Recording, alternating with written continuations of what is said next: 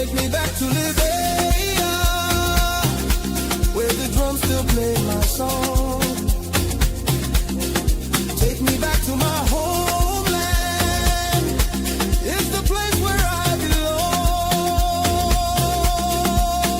belong. LIB Future TV, giving voice to progressive Liberians, speaking about politics, entertainment, and local news.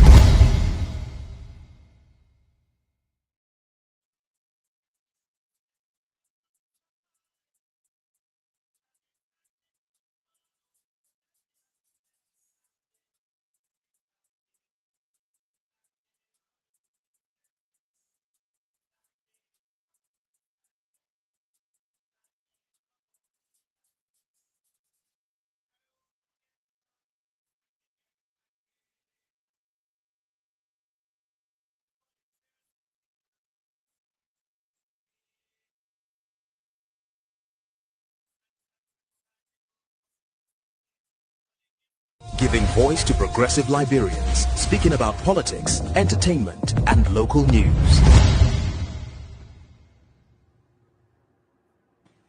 Hello, hello, hello.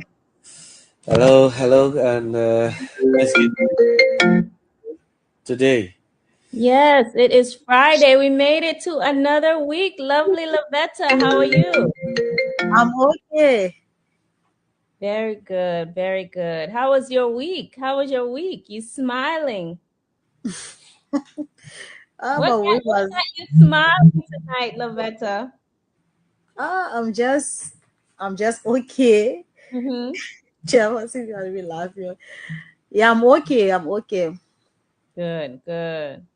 Jefferson, how are you?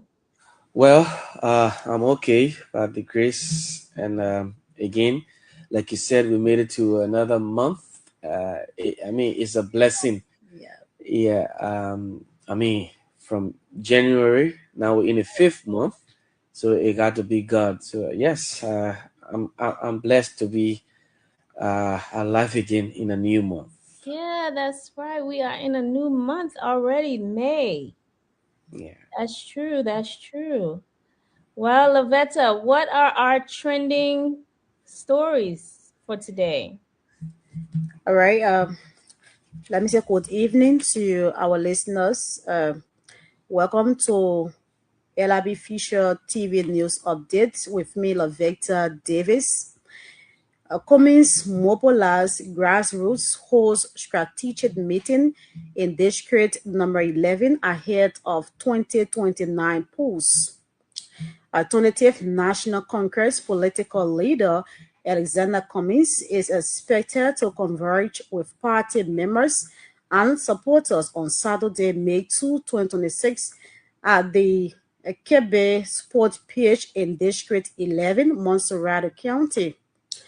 The visit aims to mobilize grassroots supporters and hold a strategic planning meetings focused on building broad support for Cummins' presidential bid ahead of the 2029 elections.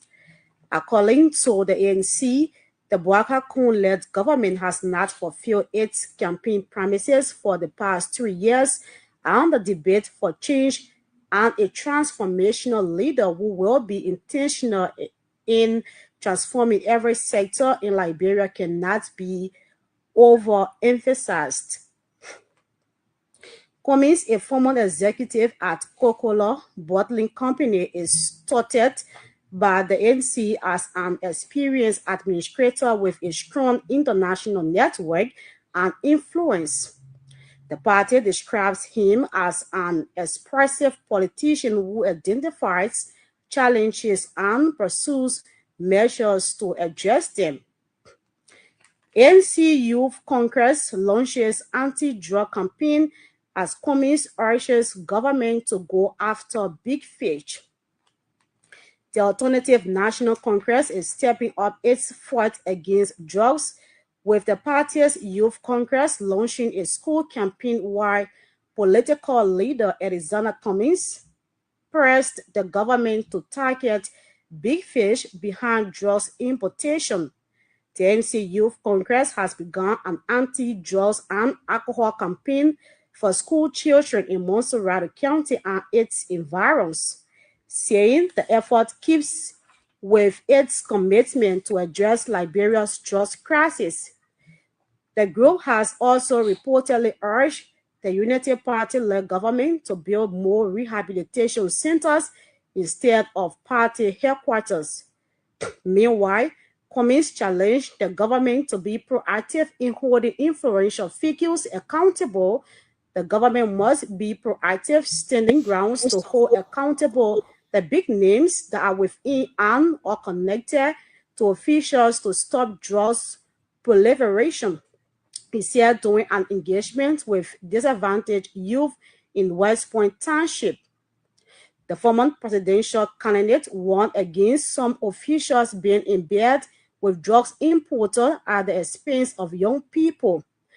The government must take the lead, stop the importation, and go after the big fish, Cummings noted. Corruption, nepotism allegations rock Lacra. Acting DG Seyi accused of fulfilling posts with relatives and associates.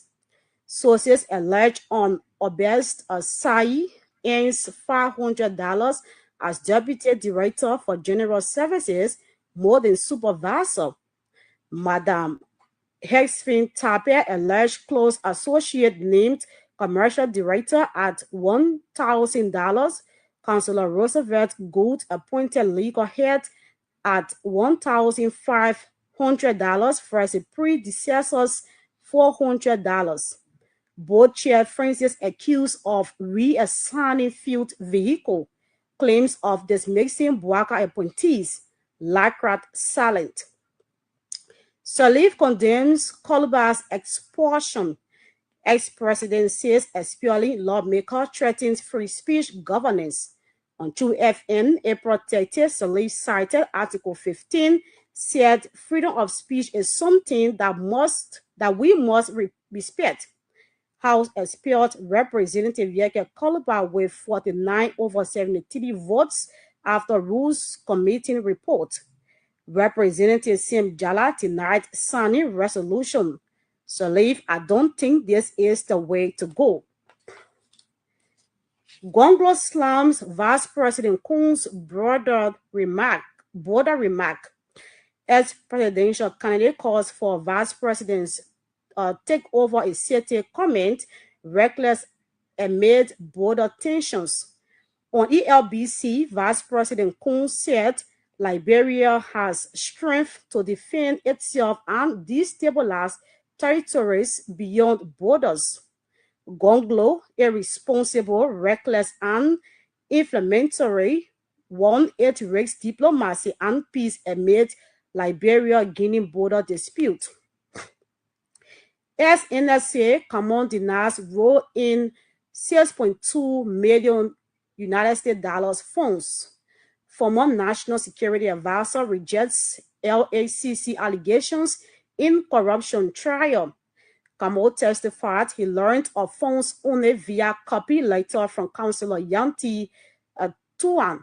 Denies consulting on channeling money through FIA, criticized LACC for lack of evidence on alleged consultation, disputed that FIA Code 800 was financial authorization, said National Joint Security is informal, not a legal body. Jurors requested a full LACC statement. Trial continues. Cassia Cole disqualified from 2026 Liberia Football Association election. Liberia Football Association bounds FC Facile CEO over U.S. conviction. Supreme Court for loans. Cole disqualified on Liberia Football Association statute Article 58.1 for past criminal conviction. Served 7 years in U.S. federal prison. Returned 2023.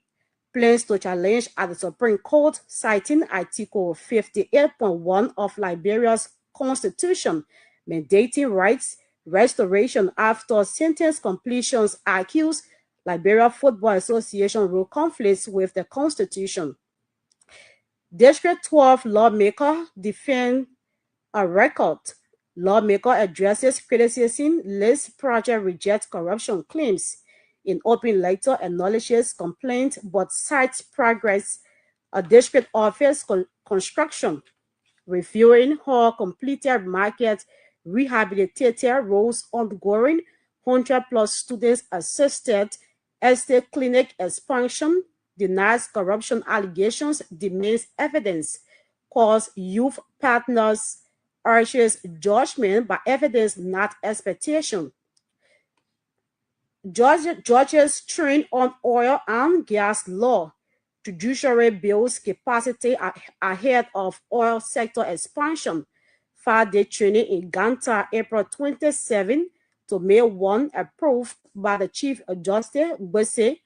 Judges telling National Oil Law Petroleum frameworks or case studies go handle oil exploitation or production disputes per international best practice. A best of the justice system is strengthening for increased oil activity. And large turnout for SGA elections at William V. Stodman University. As students vote in numbers to elect new student leaders, election held April 30 across 6 colleges. IEC Chairman Ibrahim T. Tour called turnout very impressive and encouraging despite early challenges. My name is Lovecta Davis. I presented a little news update from Liberia. Thank you, Lavetta. Thank you so much for the news. And get home safe. Okay. Thank you so much. So tonight, we're gonna look at the week in review and cover some of the stories that happened. But our main topic is the Liberianization policy, and that today that was highlighted by the vice president. He had some meetings around trying to enforce the Liberianization policy. And so we're going to talk about that. And we're also going to talk about the women this week. The women were speaking out.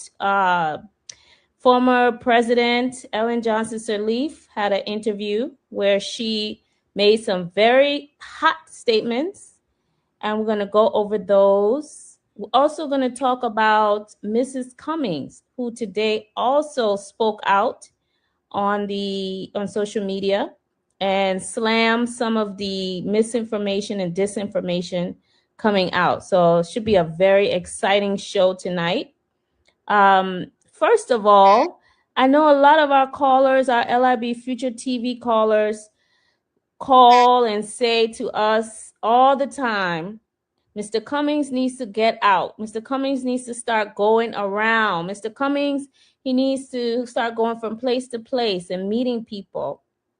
Well, it looks like he was listening to you, because he's going to be out in District 11.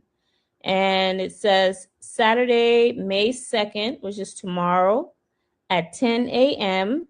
He will be in the Kaba Sport Pitch. And it says, come and meet the man Cummings for yourself in District 11. And that's in Montserrado County. It says, reawakening the ANC in Montserrado County. So for all of you who said Mr. Cummings needs to come out, Mr. Cummings needs to get out, go out and see him tomorrow at 10 o'clock. He will be at the Kaba Sports Pitch. Jefferson, you know where that is? Yes, I know Kaba in Vanasville. I know where it is. Okay. Yeah, so that's where he's going to be tomorrow at 10 o'clock. So he's getting out, he's getting around, and he's going to meet you. So please go and meet him. But Jefferson, what stories do you want to highlight for the week? Well, major stories that have been news making airwaves. The most important one all through been this Yeke Koluba's removal, and then on Wednesday they were, which was the 29th, they were at the Supreme Court because as you may recall, on 20th he filed in he sent in his bit of information at the Supreme Court, and then the Supreme Court wrote the House of Representatives, for them to file their return. And so when they did that on Wednesday, the 29th, they went there, and in fact they told the court in their return that the court should there are some legal terms, should throw the case out. And I have the document, in fact, is here, and so that it wasn't important, they shouldn't have anything to do with it. But the Supreme Court reserved rulings into it. But in their counts, a whole lot of them, 13 counts, there were some contradictions, too many contradictions, in their return. They had told, as you may recall, they had told the public, in fact, the complaint against Yeke was this. Sumo Moba had complained Yeke to the house. It was because of a statement he made regarding the Salamba Buro in Lofa there. And then, but in one of the accounts, they did not mention that. What they told, the court is that he had violated their rules, and so he was expelled for violation of the rules and misconduct. But then the question now is, if he was violated, he was expelled for violation and misconduct, then why would you turn him over to the Justice Ministry for prosecution, since you have your own rules?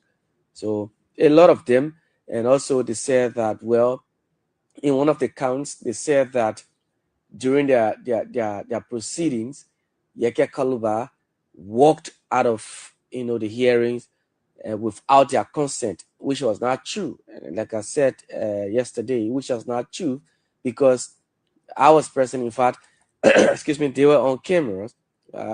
They are invited. They wrote Yeke and informed him to come with his team of lawyers. So when he came, they stopped the lawyers from speaking, from saying anything on grounds that they have their own rules. He should speak, but they should speak through him. They would just whisper in his ears, then he would say. So on that grounds, Councillor Yekula, Councillor Jonathan Masako, and Justice Beze, they said, well, the proceedings were not right, so since they were not permitted to say anything, they walked out. On that basis, Yeke Kaluba said, well, now I don't have lawyers, so I can't sit here under this proceeding. I can't go through the process because I don't have anybody representing. So, but that's what they stated, that he walked out without their consent, which was a contradiction. So a lot of things, like you stated, one of the news people, are not getting. The vice president had told, when he appeared on state radio, he told the Liberian people that he has men aside of the army, the men and women in the army. There are men out there that he knows who can capture a whole city. Yeah, so that statement has been lingering in the ears of critics, of Liberians. Why would the vice president make a statement like that on state radio, that he has men who, aside of the ones in the army? So who are those men? Like 3 men can capture a whole city. A whole city. So that's one. Madam Salif had accused. In fact, she made a strong statement, and it's something that was very strong. Number one, the city is filthy. It is dirty, completely, it is dirty. She emphasized on it, and she said, well, President Bwaka doesn't go to her. He will not say anything to her. Maybe when he invites her, when he reach out to her, she will, help. And they want us. I mean, why now is when she got involved. I mean, when she made her comment on side, about Yeke Koluba's expulsion, right? That you don't need to expel somebody for what they say, because in 2010 she signed the freedom of speech. Signed that into law. But for somebody to say something and you expel them, that was way too much. It was a harsh decision. So she frowned on that, and other issues that went across. Perhaps we'll talk about them on the show as we go along. Yes. So that's going to be one of our topics tonight. But we're going to start with the Liberianization policy, because in the VP's interview, he talked about something that former President Ellen Johnson Sirleaf said was foolish. It was a foolish statement he made when he said, well, foreigners steal, and if Liberians steal, they're not stealing as much as foreigners. Foreigners steal a lot. And she said, that is, what kind of leader speaks that way? He is so foolish to say something like that. And in response, I believe he started to go around and meet with foreign business owners and say it's time to enforce the Liberianization policy. So what is the Liberianization policy? In 1998, the Liberianization policy was expanded, and it means that there are about 26 categories of jobs in Liberia, businesses in Liberia that only Liberians can do. Okay. So I'm going to go over the list of them. And these are businesses that only the Liberian people are supposed to do. It's a way to protect Liberians from having their own industries, their own businesses in the country. One is block making with cement, clay, or other like materials. Now, I know for sure there are foreign companies doing that. I know for sure. Supply of sand, stone, and granite. Now, there's a story that we covered on LIB Future TV in Marshall, where there's a company in Marshall that is mining sand, Chinese company. So we know that is not true. Operation of gas stations, peddling, ice cream manufacturing, commercial printing, travel agency, advertising agency, graphics and commercial arts, distribution in Liberia of local manufactured products, cinemas, production of poultry products, importation or sale of secondhand or used clothing, retail sale of rice. Oh, so only Liberians are supposed to sell rice. Oh, wow.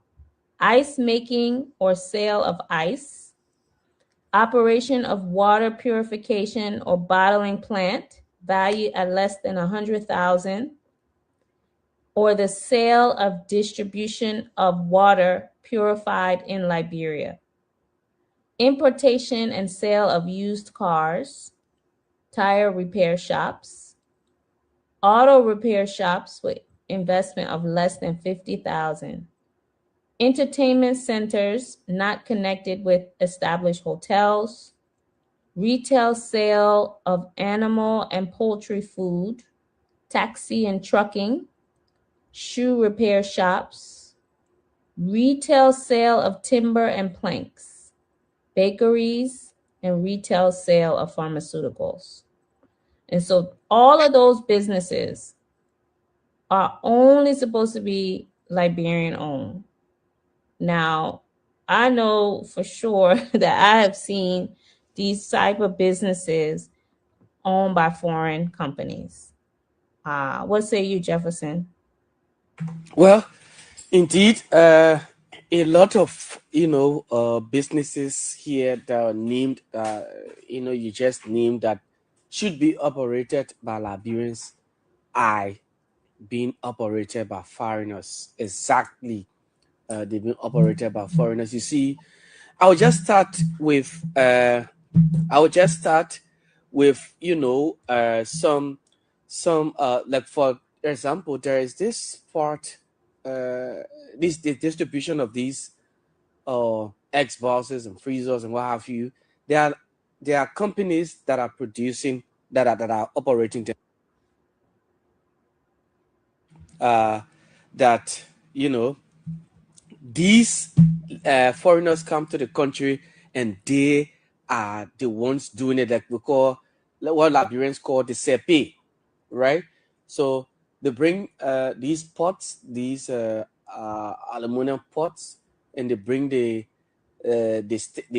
stereo players, then the Xbox, or the refrigerators, and then these electronics like flash screen. So they bring it to you, a Liberian, and then they give it to you, and you have to pay you pay by installment. Sometimes $250. So you pay every month. You pay $50. So, and these are businesses that Liberians should be doing.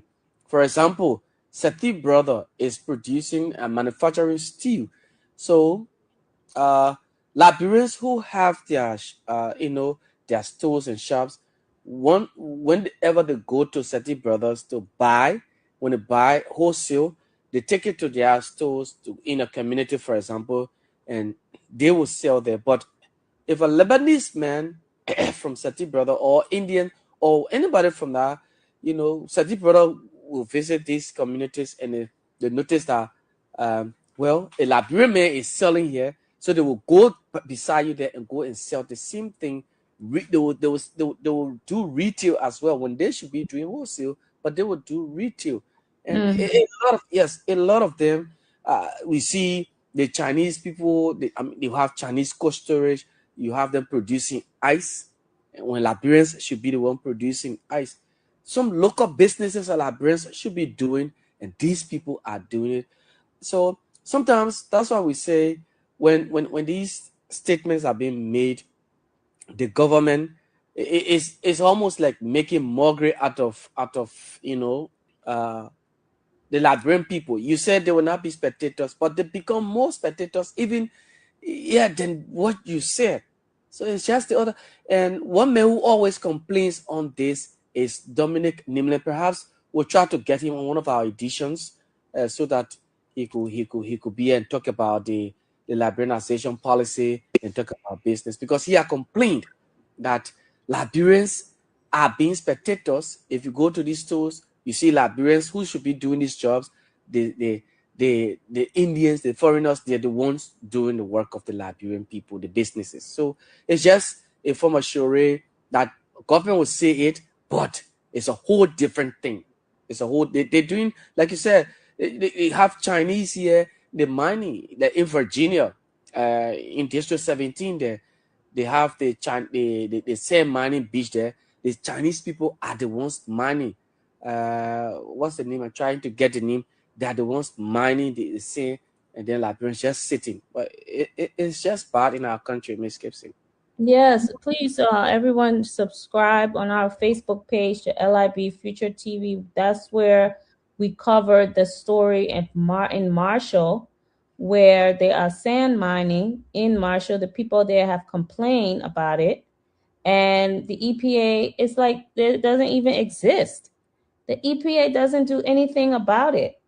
It says landowners in the Pocopan community Marshall accused Zhao Ki Tao, Afri-Rock Investment, of mining on the Poor River bank without consent.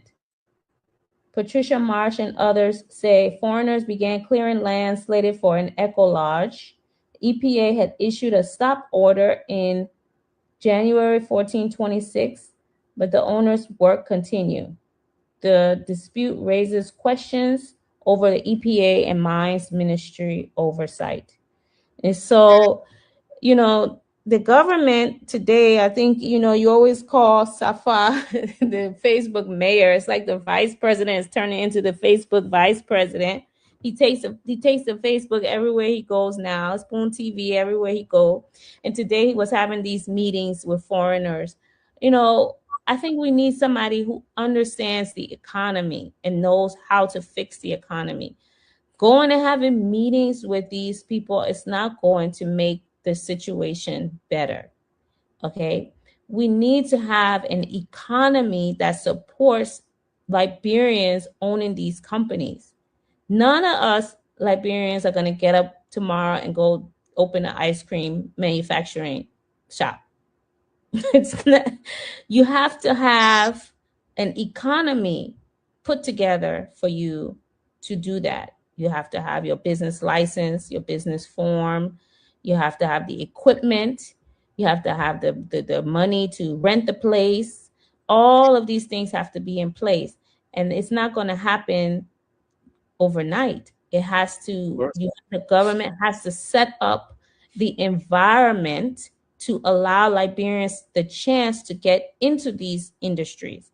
And I had asked Mr. Cummings about this when he was on our show. We had the first show, we interviewed him, and he talked about how to create the environment for businesses to be successful in Liberia. So take a listen to Mr. Cummings explaining to us how Liberians can go from being spectators in the economy to owning their own businesses and taking advantage of this Liberianization policy.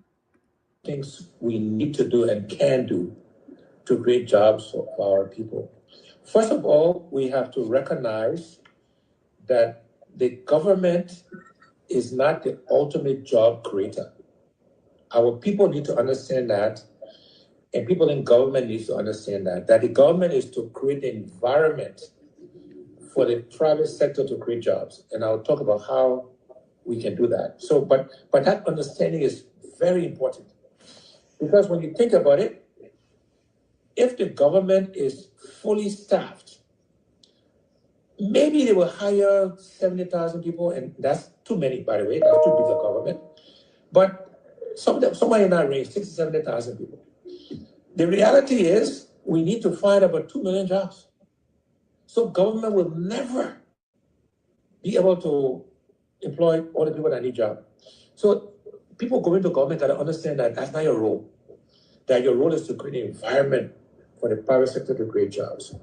So how do you create this environment for the private sector to create jobs, Catherine? In no particular order, you got to make sure your judiciary is working, the courts, so that people buying land, buying property, if they have business disputes, that is being adjudicated in a fair way, nobody calling the judge. You know them and say, Catherine, I'm a cousin there, even though she not, cheat her partner, but judge in her favor. So you gotta fix your judiciary. Mm-hmm. You gotta make business registration easy. The last time I checked, for over a year, the business registry, the website was down. You cannot encourage business if those basic things don't work. We gotta make sure for now, we put everything we consume. We gotta make sure getting things into and out of the country through the ports, we gotta make it easy. Mm-hmm. We gotta get rid of the corruption in the country. You want to start a business, you want to get something approved, everybody, the hands all, they're stopping you, you can't get stuff done. So you got to fix the corruption. You got to make the ease of doing business. We got to review all our regulatory environment, our taxation, and make it easy for the private sector. Then we got to invest in Liberian businesses. We got to provide credit, all the way from microcredit, from market women, Ghana boys, etc., all the way to middle-sized and big-sized Liberian business, provide funding, credit, financing for them, loans for them to invest and grow their businesses. We need to invest in agriculture. Agriculture is a great job creator. Mm. The budget this year that it passed, the allocation of agriculture actually went down. 2025 it was 15 billion, which was too low. This year was 13. The average should be something like investment like 10-20% of your budget should be in agriculture, right? And yet, agriculture is the first A in the arrest agenda. But the investment is, but agriculture is job, and not just farming. We should be investing in processing, right? Tourism is another job creator. We should be investing because, again, we have a lot of low-skilled people. Tourism, teaching people to offer service. You can create a lot of jobs quickly and low-skilled jobs, which is what the country needs, right?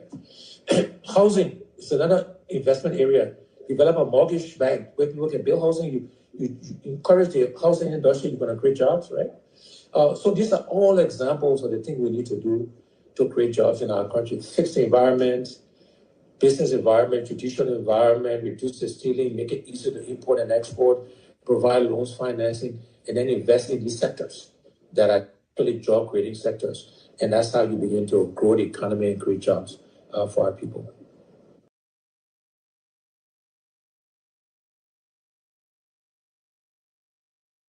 You're muted. Oh, yeah. You see, you need somebody who understands this stuff. It's not all that simple, to be honest with you. It's a little bit, it's like more than just one thing that has to happen in order for the country to get moving. It has to have the rule of law has to be in place. You have to provide loans, microloans to market women, loans to Liberian businesses so they can buy the equipment to open up their stores to sell rice, open up their cinemas. There has to be loans offered to Liberian people. You have to fix the business registration. He said the website has been down. It doesn't even work. You can't even register your business unless you go in person. He talked about the agriculture, shifting the budget. So it's a lot of things that have to go into it. And this government does not know what to do, and they're not doing any of these things. The courts are corrupt. Right now people are backdating deeds and doing all kind of things in the court system. And if there's a corrupt court system, you cannot have a good business environment in the country. And so I don't know what meetings the vice president is having, but those meetings are not going to go anywhere because Liberians themselves need to be able to take over businesses, and they don't have the credit and the loans to do that. So how are they going to take over these stores if they don't have the money to do it? Yeah, and indeed, it is just like I said, and I will always say so. Sometimes when these things have been said, I say, "Well, why you always say the negative?" It is not the negative; it is just the reality of the things that should be, said. Now, I listened to one paragraph from what Mr. Cummins said that they was what he talked about giving macro loans and what have you. Today, there's this video on social media earlier today. The LBS director Eugene Vagon. I don't know whether you came across that video. Mhm. Yes, and he had invited this lady at his office, the LBS office there in the compounds of LBS, and every time Fagon does something, he wants to go on social media for everybody to see what he's doing. Now, yeah, and that is just a form of curating. So this video went out around. There was an interview with the lady, and then he asked her. She was packaging her potato greens in the market. And when the question was asked, and she said, the government, okay, you can put your own house in order, then you won't come to the government. So that was the only part he grabbed, and he got that part, took it that.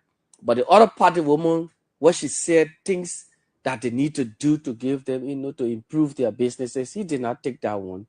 So he took her now, invited her to LBS and so, oh, somebody saw this video and they saw you the way because she said, only Mhm. because she said, oh, the government is okay, but you can't face your own horse and then you won't come to the government. So, according Mhm. to you, somebody sent $200 for the lady, and Mhm. then he himself, okay, the $100 is from me. Now, $100 only for you, $300. I mean, what would that do?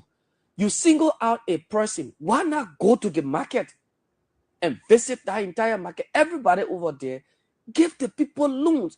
It's not for you to single out one person because they say, oh, you can face your home, then you welcome to a government. That's a form of surety. These are the things that the Unity Party officials, when they do and you say them, then they get angry. Exactly. And it's Exactly. wrong. Yeah. Exactly. It's just like Darius Dillon inviting all these young um comedian kids to his Yeah. office and giving them one at a time. What Yeah. about the majority of children selling in the street? Mm-hmm. Why are you not implementing the policies to fix the country? Why do you have these different gimmicks, these Yeah. different tricks that you Yes. play on people? It's the same way they got elected. They play these little games. Mm-hmm. They giving this one person $300 when the majority of people that are selling the market say there's no money circulating in the country right now. And this is another thing they've done now is print all this money that's not going to be worth anything just Yeah. so that they can try to hide that the country is not doing well, you know. And they've run out of cash. They spent it all, so frivolously, and they don't have any money left to make payroll, to pay people, and the country is not going the right direction. Why? Because they don't know how to govern. In Yeah. this modern society that we have, this is a new world. Your neighbor, Sierra Leone, has moved on. Ghana has moved on. Yeah. Nigeria is moving on. They're in a different environment, Mm-hmm. so things are different. The tourists that Mr. Cummings is talking about, they're going to Ghana. Yeah. They're getting citizenship. Imagine Americans. Liberia is where we have the connection with America, Mm-hmm. but they are not seeing it to come to Liberia. Why? Because of some of the things that Ma Ellen talk about. The trash. The country is not ready for tourism.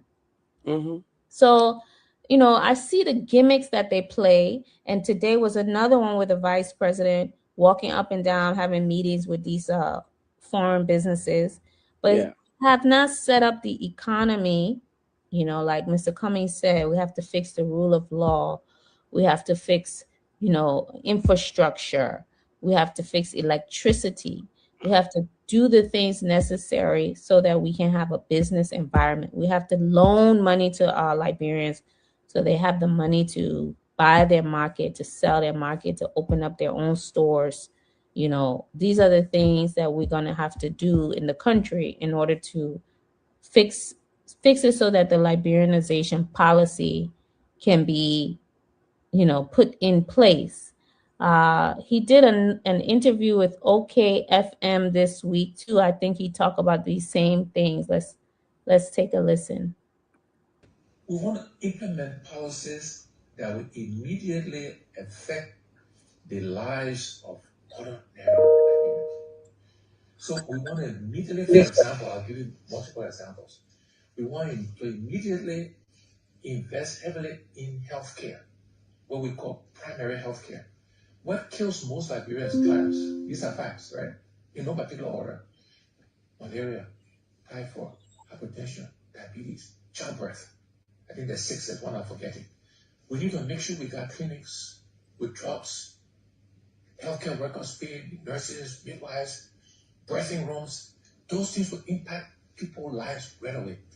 We want to make sure we're paying the people that do the real work, police officers, healthcare workers, teachers, the military people, civil servants, pay them what I call a living wage, at least $400 a month. It will impact their lives right away.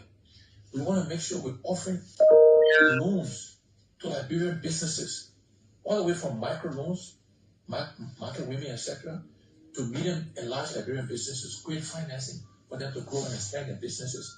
It will help them directly. We want to implement a national youth service program to help with the unemployment issue. It's not the ultimate solutions to unemployment, but it's a bridge to unemployment. Then we want to invest in those things that will create jobs and generate growth. We will invest more in agriculture. The first thing in the arrest agenda is agriculture. Mm-hmm. If you look at the original budget, I think they were investing, allocated like $30 billion in agriculture. That you can't be serious if you're doing that, right? In the supplemental budget, I think they only allocated another $500,000 or $1 million. Agriculture is a growth driver. It's a job creator.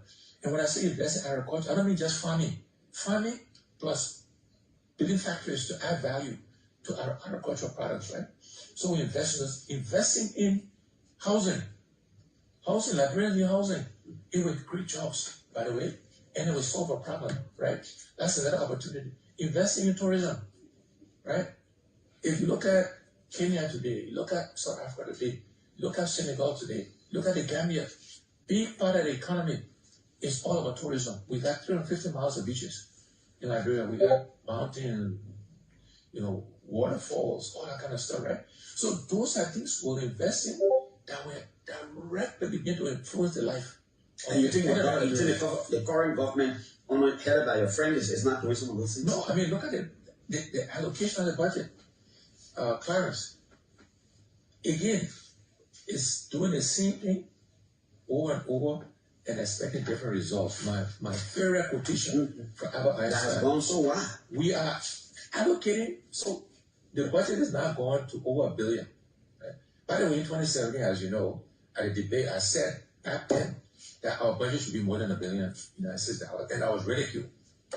And we should have been there a long time ago faster. Okay, we're there now. Check. And by the way, it should be even $2 billion plus, and I can tell you why. But even though we got this increased amount, we're allocating the same way into recurring expenses, right? Into investing in the government instead of investing in the people, right?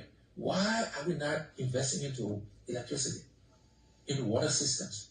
I mentioned into tourism, into agriculture. Those are things paying civil servants more so they have a living wage. Why we're not taking that incremental money and allocating it differently than we have in the past? Instead, we're investing more in the legislature. 103 people, over $50 million United States dollars. Why? When the average teacher... Why do you think our budget will go up to...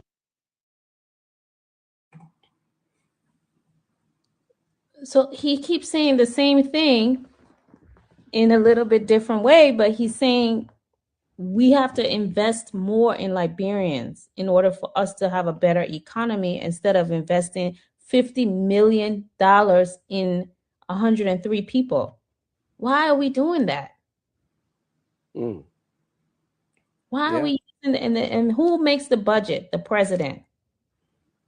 Which is why when people say, oh, let Cummings go as vice president, the president is the one who makes the budget, not the vice president. When people say, oh, let Cummings go as senator, no, the president is the one who makes the budget, not a senator, not a representative. If you want to see change, if you want to see jobs, he is the one that has to make the budget. The budget is where you decide you're not going to pay the legislature $50 million. Instead, you're going to put most of the money in electricity. You put most of the money in microloans for market women. Most of the money in loans for businesses, for Liberian-owned businesses. Most of the money in paying civil servants $300 to $500. I think they did something. What do they call harmonization? Yeah, the harmonization. That was the CDC regime. They made the money less so that they could spread. So this is a different theory, philosophy, and different way to govern. The CDC felt that they should grow the government workers by adding more people and paying them less. That's what they did. That's what they decided to do for their agenda. Mr. Cummings says the government should not be the major employer in the country. It should be private companies. The government can only employ so many people. So when the CDC chopped people's money, they were doing that so they could add more people on the government payroll. Mr. Cummings said, no, that's not how to grow the economy. You have to have a smaller government, pay people more money in the civil servants, and grow the private sector so investors can come in the country and add more jobs. The major employer in the country should be private sector.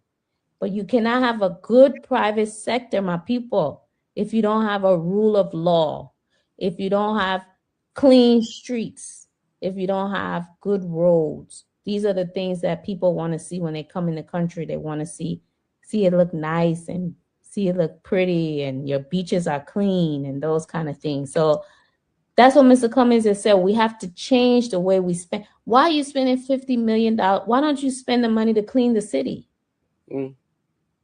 Why does Patrick Hona need $3,500 generator plus a salary plus a scratch card plus cars plus driver plus why does he need that to do his job, Jefferson? That's a big question, though. Yeah, it's a big question One because person. It's like that across the whole government. They just spend so much money on government officials. yeah, spend lots of money on for nothing travels. When these people who travel, they go and come empty-handed. They come with their hands swinging. Yeah. Oh yes, they come with their hands just swinging. When last did the minister of how many times the minister of information Gerald Pierre had not traveled with with the president? How many times Mamaka Ability hasn't traveled with the president? What do they bring to the country? Just the same thing the CDC was doing. Go and take pictures, eat lobsters, post on social media, come back to the country and come and make mockery of the people and want to say the CDC did it and you're doing it too. I mean, you have to create the avenue, open up the private sector. I mean, make the country accessible, market the country. That's what a responsible government does. You market your nation for investors out there, for tourists out there to see and come back. But then I can go to Liberia. I think I can invest in Liberia. I can invest into the energy sector. I can invest into agriculture. But you have one agriculture minister who will just leave from here, go lofa, and go and stand among the people, or in Bond County among the people, hold one small knife, and he says he's harvesting with the people. I mean, what are you doing? Go out there and bring machines, equipment. Mechanism, mechanized farming. Mechanized farming, yes. But these things will not work. So because, I saw the president, he said he got a peace award. Yeah. Then he went and met with some people in the University of California, took pictures with them, said they're going to help to create rice. Yeah. Oh, you go all the way to California for somebody to help grow rice in Liberia. There's people growing rice in Liberia right now. Julius J had a whole recording of a company in Liberia, a man who is trained already growing rice. He knows how to grow rice in Liberia. Why is it the government is not giving him a loan to expand his facility, to hire more people and grow more rice? He already knows how to do it. That's how you support Liberians. Why are you going way to California to take picture with people there and say they're going to help us to grow rice? I mean, yeah. And we sometimes in 2025 last year, we went to Tori in District 1 here in Montserrat. So we are going to Tori. Kia Radio we were touring the country, going from county to county. So we went to Tori. There was this guy, he had a very big cassava farm a large farm. And according to him, because when we met him, doing some processing, so we interviewed him. He said to us, and it was so frustrating. I have my cassava farm. I mean, it is mature now. It has reached the stage of harvesting. But Ms. Gibson, we're interested to know that the guy told us that he had gone to people, he has sent out, his proposals to other people, to even the Ministry of Agriculture, at least to help, so that somebody could come and buy, or the government could come in and help him harvest, buy the cassava, process it, and so that it can be used. But he tried all efforts, and the cassava was just under the ground, spoiling, and animals and other things were coming, eating. Imagine what would it have done to the Ministry of Agriculture, to the government of Liberia, to have helped this man who used his own resources and all of those things. What would it have done? So it is just while travel. The president, when he just took over, he went to the States there in America. He had a meeting with diaspora Liberians, the business people there, a business conference he had. He did not take anybody from the Chamber of Commerce here, anybody from how do you call Patel. Oh, let's go, to go and have this conference. He just went and they had a meeting. Since then, what has changed? What has happened? Nothing. So it's just like I said, travel, come back with swinging hands, and you say we signed MOU. Right. Nonsense. Nonsense. It's just a bunch of nonsense. Look, one of the things that frustrates me about Liberians, as soon as Mr. Cummings come out and talk about these policies and what he's going to do, how he's going to fix the country, and the ideas he has, then that's when you have the Unity Party people and all their little minions come on social media and start writing all kind of tabata. Yeah. This last time, we're going to switch to the topic number 2. This last time, it was somebody on social media, and he was asking, why can't Cummings develop Maryland County and put a factory in Maryland County? Why can't Cummings use his money? Oh, Mr. Cummings got $100 million from Coca-Cola. Mr. Cummings is a 1%. Why he cannot use his money? So Mrs. Cummings got on Facebook and corrected the record. Jefferson. She lit in. She lit into that person.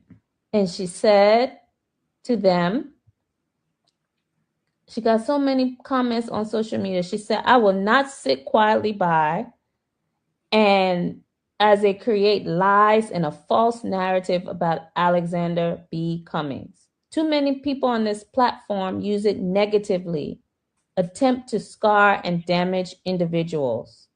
So the person, he said he tried to post Mr. Cummings' house in Atlanta. She said, the first post of that home is not even the home of Alexander Cummings.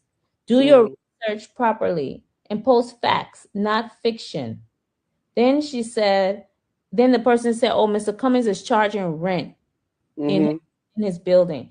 And she says, yes, the building has 6 floors. There's no rooftop pool. And she said, it's a business. Of course, we're going to charge rent in a business. Have you ever known any place where people live for free? And obviously, you have to pay rent. Then the person said that Mr. Cummings was staying with Madame Sirleaf when he decided to come back to Liberia. She said, your comment regarding Madame Sirleaf is a fabrication. She said, Mr. Cummings has a brilliant mind of his own, and he made the decision to move back to Liberia, and he never stayed with Madame Sirleaf in the fish market. Then she said, please provide proof that Mr. Cummings received a $100 million package from Coca-Cola. I don't think the Coca-Cola company would approve of you making lies and fabricating numbers. And then she talked about when he said something about LGBTQ2. She said, "Are you trying to say he's gay?" She said, the only thing you do is push lies when you do not have any means to discuss the topics, the substance. You see, when Mr. Cummings come out and he tries his best to say, this is how we're going to create jobs in the country. This is how we're going to fix the country, bring electricity. This is how we're going to do tourism. We're going to build housing. He talk about all these things. The first thing they do is say, oh, this is your house. This is your house. This is this. This is that. And she went out and told this man, you know what the man did?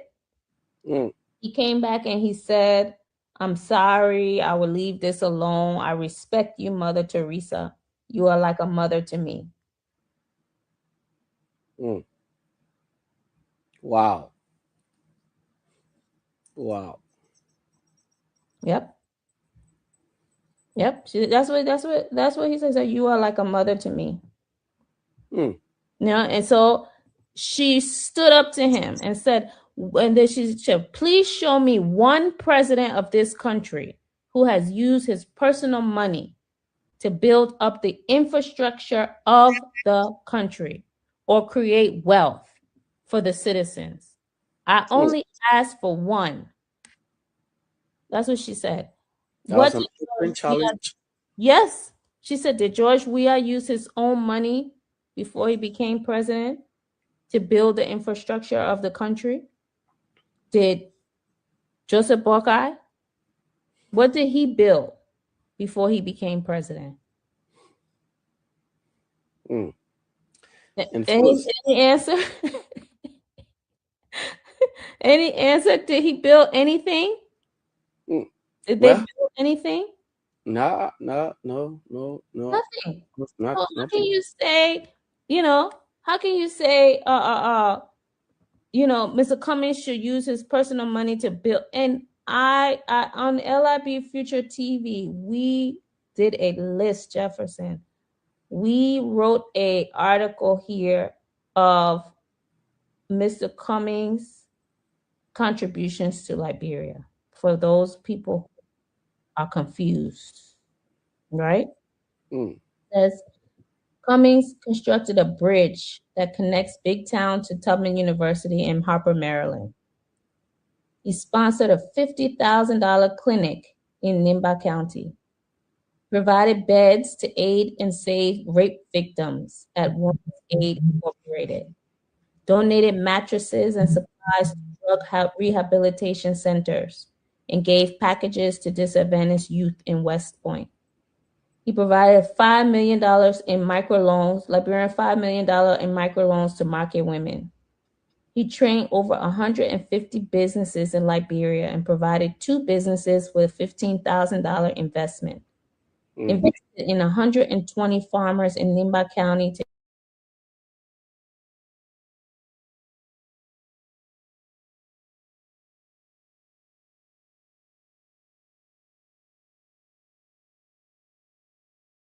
donated $5.2 million Liberian dollars to Nimba Community College for construction of science and engineering college. Donated 2 containers of medical supplies to 6 hospitals worth $565,000 US.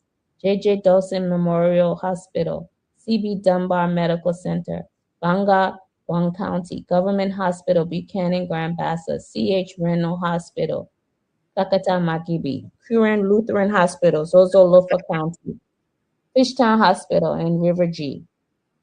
During COVID-19, he distributed food to residents in Grand Cape Mount County. He worked with Project Last Mile to provide logistics and medical supplies to treat HIV in Margibi in 2 hospitals and 10 health centers. I can go on all night, Jefferson. I'm not even halfway done with this list. Wow. Maybe next week I will do some more. The man has done so much in Liberia. But what he says is, as a private citizen, I cannot change the country. Only the president has the power to fix Liberia, and that's why I'm running for Liberia. That's why I don't even need the salary. Look at how much I'm giving to the country. I don't need the salary. I just want to fix this country and change it for the better. You see? So Ms. Cummings really came out strong today and took a stand against all of these people on the internet just making up lies about Mr. Cummings. And as you see, for the LIB Future TV, my family here in LIB Future TV every Friday night, whenever he comes out, you'll notice. As soon as he come out, you will see these people coming out on the internet. Oh, he's a 1%. Oh, he's a this. Oh, he's a gay. Oh, he's a that. Because they don't want to change the system. They don't want to change the system. They don't want to fix this country. They're getting their little scratch car or whatever from these representatives, and they're fine with that. That's all they're happy about. But that's not enough. You can't raise a family on handouts. Yeah, sure. Of course, you can't. And I mean, these are things. Sometimes I frown at people because I can remember during before Madam Salif became president, we had just come from war though, but there was nothing that she did that, this is what Madam Salif did, or what she's done for this country. She has built this thing, so we're going to vote her. Liberians voted her because they believed then that she was the right person for the nation. 2 times. And Josh Weah. So there was nothing he built this thing. So if then I would say that Joshua had a radio station comparing, to what Mrs. Cummings wrote, that yes, when the person in fact questioned the apartments of Mr. Cummings that he's taking rent, then I would say the radio station Kings FM that Joshua built, he was using it as business. He should have donated that station to the country. Since Madam Salif was in power, he should have said this station, Royal Communications, belongs to Liberia, rather than George Weah's own property. So, but these are politics. These are the way the politics are played in a country. And I will always say to people, this question about what have you done, what have you done, if we continue to dwell on this path, we'll miss out a lot of things, good things that are supposed to happen for the country. A lot of good things are supposed to happen for the country. What have you done? What have you done? What have you done? With all of the things, I'm a journalist, but I'm a Liberian as well, and I speak my own opinion. I remember somebody one time we visited Kakata. Yes, I still remember Kakata, and they were, because we are going there on our tour again. They were saying what Mr. Cummings, has done. It was the time the Unity Party just came to power. Mr. Cummings Mr. Cummings was a very good man. In fact, the results that came out for Mr. Cummings was not a result. Yeah, because we from Markibi here, we know what we did for Mr. Cummings. We know the votes. So some of those results, because we know what he did for the hospitals, for people, especially for the school year, our BWI, and so when they talked about those things and then looking at the results that came in, then we started to say, wow, well, the Liberians did what they could. So, I mean, a whole lot of things were happening, but like they've been complaining, Mr. Cummings can come out. There's an opportunity now to go and see, on tomorrow. Tomorrow is the 2nd. So I will say today now, because we are already in the next day, yes. So few minutes from now, or that's a few hours from now, you just you go to Kabafi there in Bannersville, and you go and have it's an engagement one-on-one with Mr. Cummings, For those of you who have not seen him, who have complained that he doesn't come out, well, you could go and use the opportunity, and you go there and speak and talk and meet him one-on-one. If you have the opportunity to say what you want to say in a very polite manner, not in some derogatory form or so, you say what you're supposed to say. But well, that's what it is. We have to make this country better. You can't keep making mistakes. Liberia, we've come a long way. Yes, Ms. Gibson. Yeah, I mean, we looking forward to consistent electricity, internet. We're looking for the children to go to good schools, healthcare.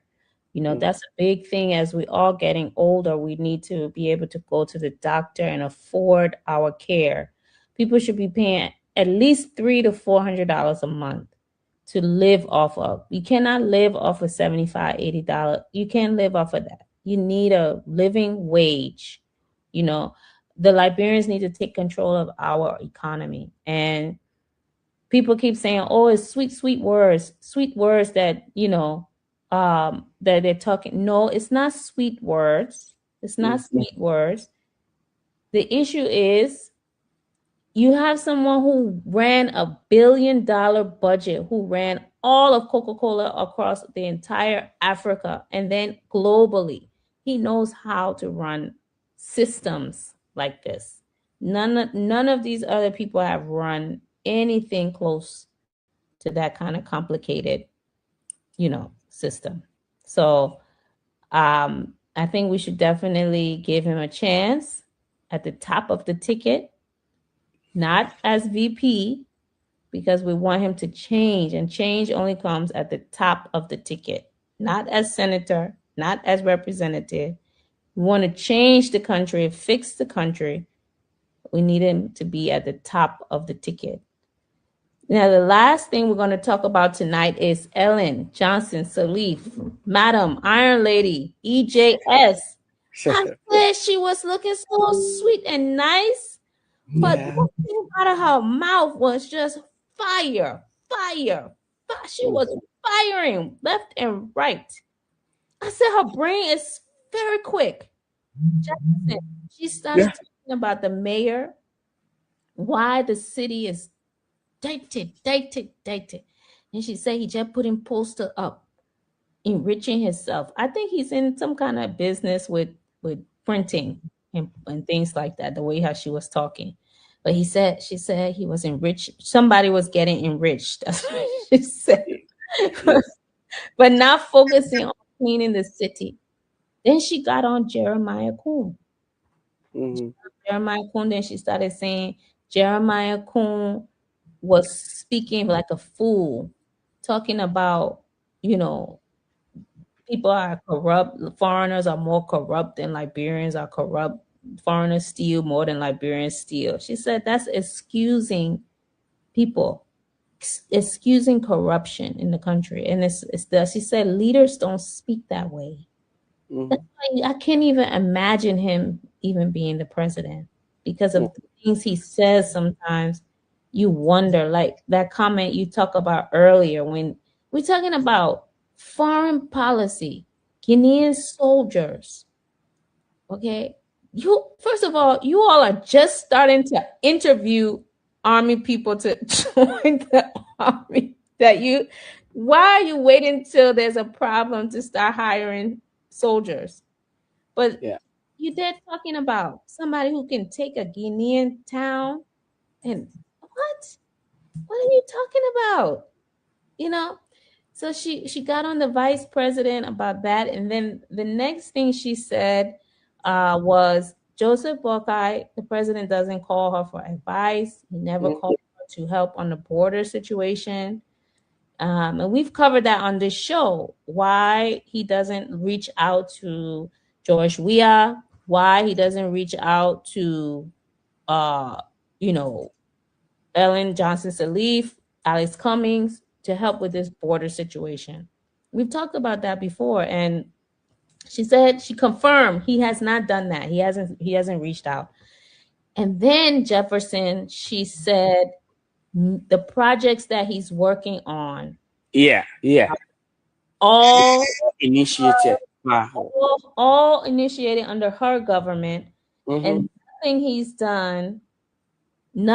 done is showing where he has any vision for himself. He hasn't created any kind of new projects or new initiatives. Everything has been completing what was started under her administration. So the women spoke out, Mrs. Cummings spoke out, and then Madam Salif spoke out.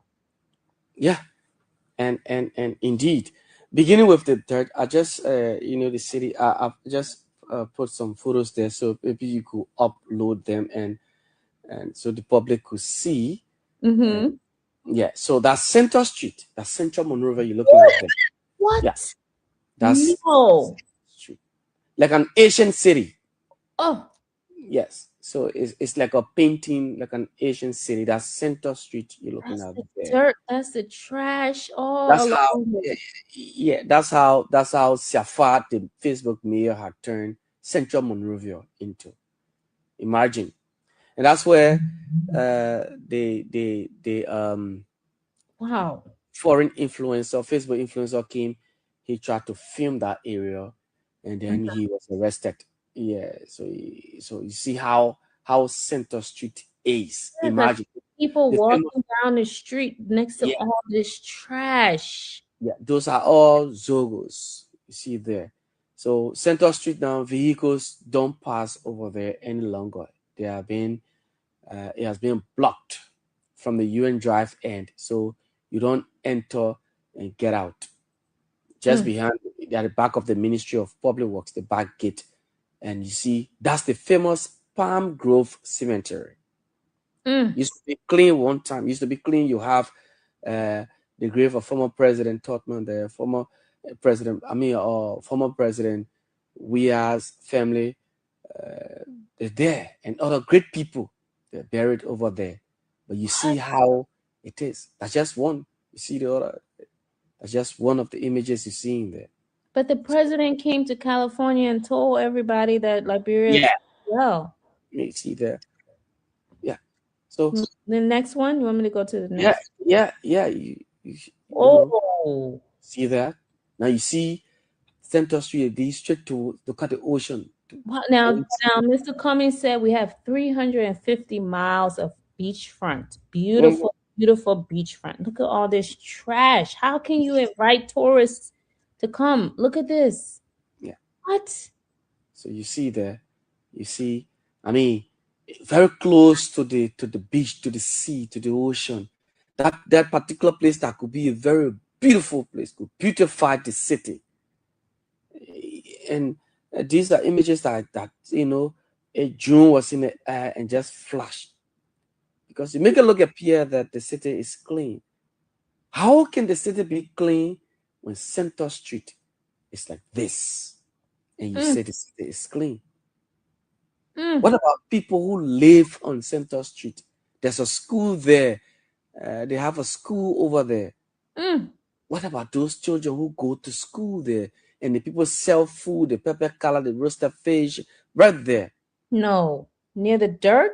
Near the Yeah. trash? Yes. Just there. A police station is there. Why?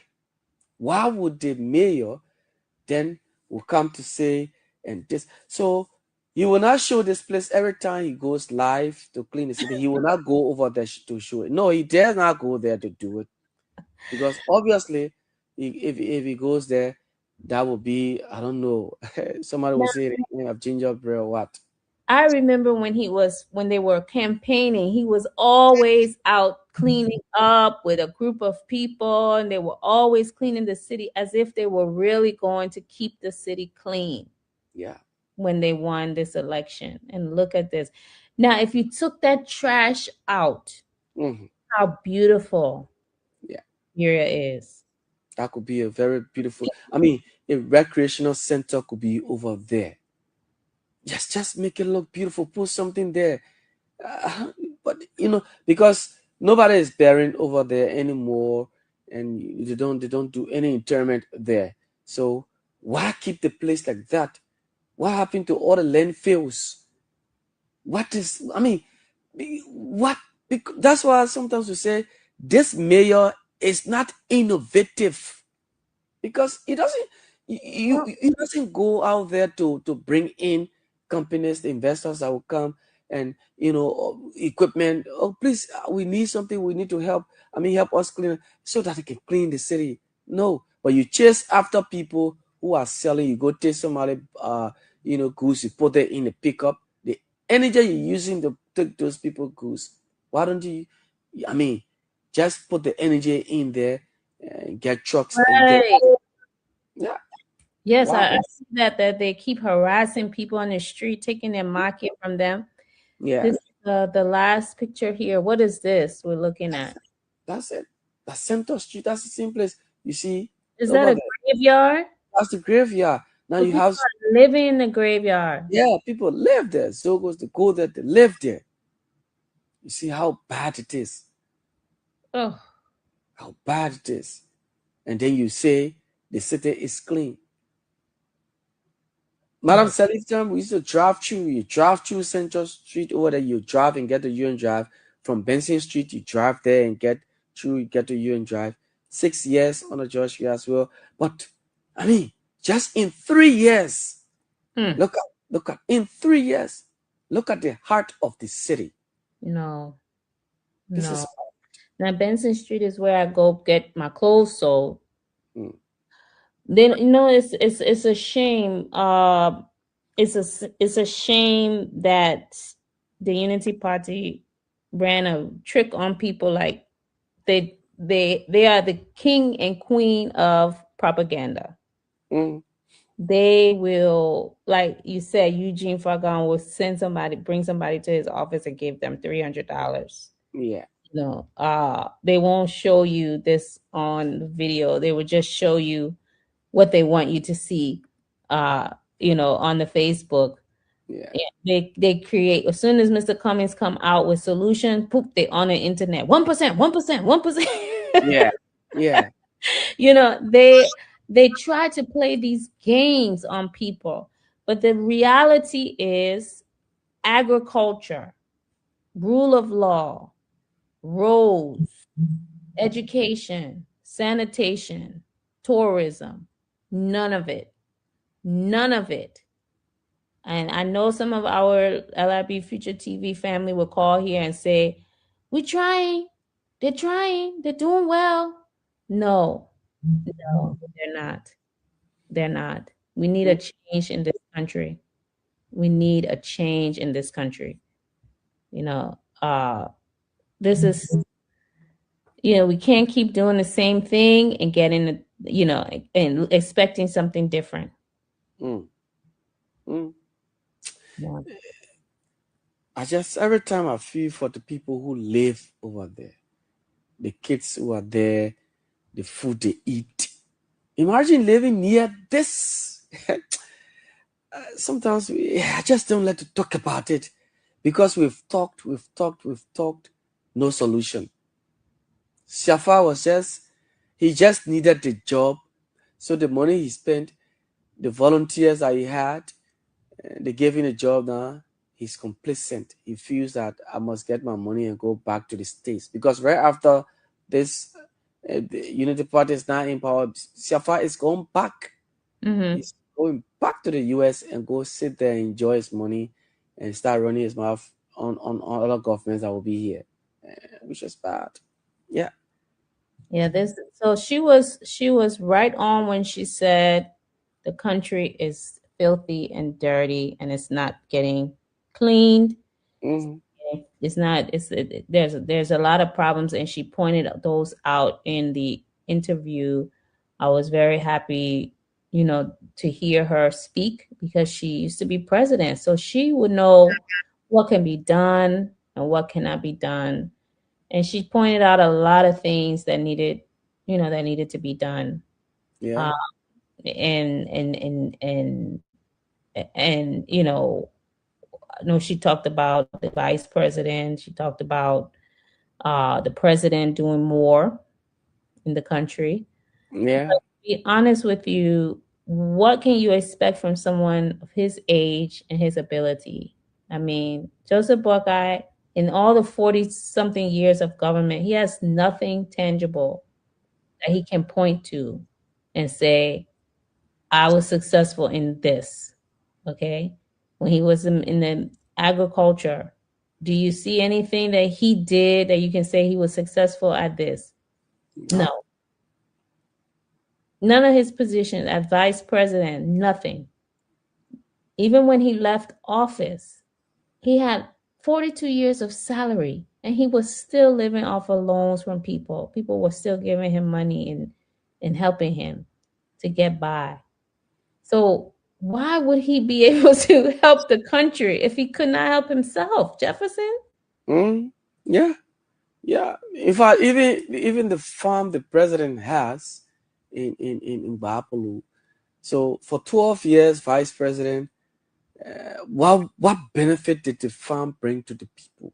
Now, so he took over. He started tour. He went there, and they started to show his farm. The president got fish, pond. He has this, his rice farm. But all of those things is just fly. You can see what benefit, what impact they're making in the lives of the people, even the very people who are there, on the farm working, and the neighboring communities. How are they benefiting? So, I mean, you do things so that your legacy will go and say, yeah, people, this is what I mean. It was good. This is one, but you've come to power, and you just mess the whole state up, and kind of like everybody's frustrated. Nobody can say the few people you see them, you hear or say good thing are those who are living in the pockets of these politicians. They take telephone, they call them the Colors Brigade. So those are the people who will say, oh yes, but who in their right senses will look at Center Street and they say the city is clean? Who? So you go to Waterside, it's worse. Again, look at Waterside. Water Street wasn't like that. There wasn't dirt part over there. But why is it that there's dirt down Waterside on Water Street? Why? Between Randall and Randall and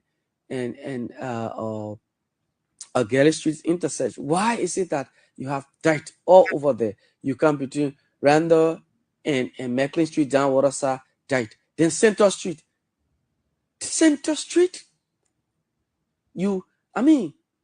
Nobody goes over there again. No vehicle passes over there. Why? Because that has become the new landfill under the Unity Party government, under Mayor Siafa. Wrong. In the city, this is bad, man. It's just so frustrating. Yeah, 2029 is coming. 2029 is coming. We think it's far, but it's not far. Oh yeah. Let's see. It is 976 days to 2029. So it's not that far, even though it seems far. We have a lot of work to do. Tomorrow, I think tomorrow or tonight, like you said, in the morning is an engagement. Go there, go to District 11, go to Kaba Sports Fish, meet Mr. Cummings, get involved, start talking to your neighbors. You don't have to wait for the ANC to come to your area. Go start talking to your neighbors and tell them it's time for us to change this country. We can't keep on this way. We can't keep doing this. We have to, we have to change. We have to change, and we need a change. So it starts with you. I am doing my part. I'm on this station. You do your part. Get out there and talk to your neighbors, because we cannot keep doing this. What is happening is not working. Arrest agenda is dead. Okay? Arrest agenda is dead. There will not be an agriculture because they don't allocate enough money in the budget. They put too much money in their own pocket.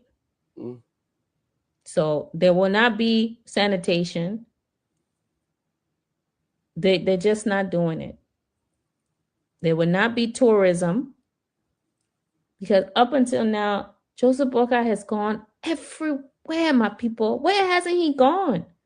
He's been to every country. You never see any of these people come follow him back. No. There's no tourism. I think they said the foreign minister now, he's just the minister of finance. Yeah. He's just the IMF minister now. He's just looking for loan. Everywhere he's trying to borrow money from everywhere, print money. They don't know how to generate jobs. They're passing all these different fees on people to try to generate taxes on people. So arrest is not happening. And that's the real truth. But Jefferson, you want to open the phone lines? Let's see what our LIB Future TV family has to say tonight. Sure. So folks, you out there, you're listening to 95.9 Care Radio, and the program here is LIB Future TV Week in Review. We've covered a lot of topics tonight. We talked about the liberalization policy, statements made by the Vice President. We analyzed them, Madam Salif, Mr. Cummings as well. What his plans for the nation, his plans for the economy, how he intends on booming the economy, all of those things we talked this morning. It's time that we interact with you. Also his engagement, his Monserrato engagement. He has been in other parts. He's been in District 17, and so he will be in District 11 tomorrow morning, 10 o'clock. So you there? Let's hear you. 0777 959 959 0777 959 959 0881 0889 283 Yes, let's listen to you this morning. What do you have to say? You've listened to what we said. We've said here, and the conversations about Madam Selis talked about the city being dirty as well, and she talked about freedom of speech, the expulsion of Yeke Kaluba. It was way too much. But let's take calls now. This person. Good morning. Good morning. Good morning. Hello? Good morning. Your name, where you call from? Yeah, I'm calling for District 11. I'm Joseph Chris. Joseph, let's hear you. Yeah. I love the topic under discussion this morning because all those things we're talking about the betterment of Liberia. But when we're discussing Cummings or Ellen, look at Ellen. Ellen, you were in power for 12 years where you were planning to help Liberia. But the moment we have made mistake, we voted for Ellen. Second term, you know what Ellen is to do? Ellen is to give job to the contractor then. Even me that here in Ellen government, I almost gone crazy because I'm one of the general construction engineer who went to go work Grand Crew, who pay Stand Grandsets Road.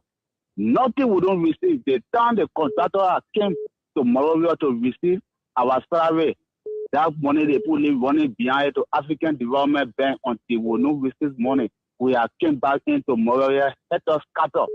None of them, nothing we don't able to receive. All of other went to in Grand Crew to go develop that area that the big better than that will be going transporting on Monrovia so that better cool road. We don't able to receive nothing. For me, that early government, 3,000 United States dollars, that what they hold me in early government. So Ellen, she says she had a blunder and she makes a lot of mistakes in this country. Then she when she wake up, she wants to speak like always her one book or always her one do better thing in this country. And let me make Cummings to understand.